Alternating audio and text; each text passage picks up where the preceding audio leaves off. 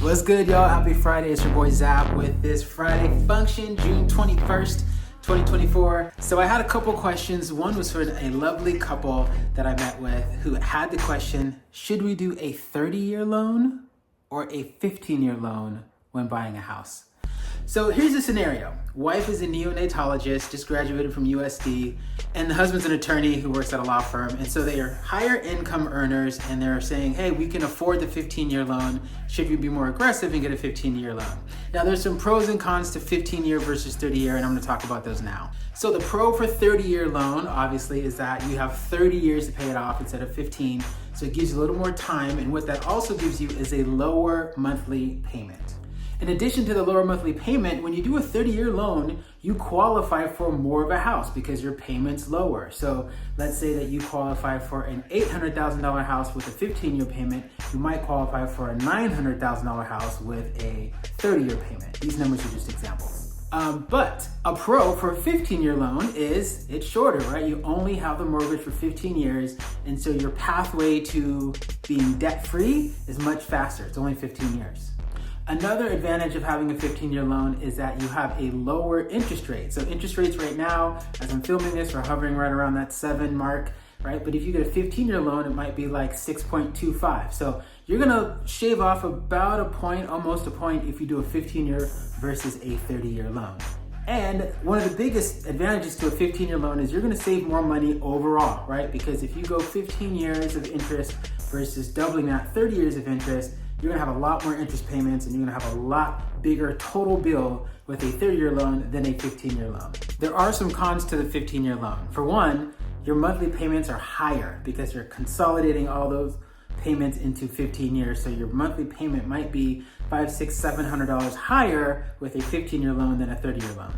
But there's also cons to that 30-year loan as well. The 30-year loan is gonna have a higher interest rate and it's gonna take longer to pay off, which means your equity is gonna build slower. So, you gotta choose, right? 15-year, 30-year, there's some pros and cons. Let me give you my thought on that. If you wanna do a 30-year loan, I say go for it. And here's why. You can always pay off a 30-year loan in 15 years. You don't have to wait 30 years to pay it off. If you got an influx of money coming in, or you just feel like, I wanna get rid of this, you can just pay it off. My wife and I have bought in so many properties where we started off with a loan and then we just paid it off because we could afford to just pay off the whole thing. And it's really great. It's really fun doing that. Here are some bonus things to think about with a 30-year loan versus 15. One, inflation, right? If I gave you $1 today and said, hey, pay me back in like 30 years, right? By the time you pay me back 30 years from now, that dollar today, 30 years from now is gonna be worth like 50 cents, right? So you're gonna kind of make 50 cents off of that by just inflation with that dollar value changing over time. So for a 30-year mortgage, you get inflation on your side.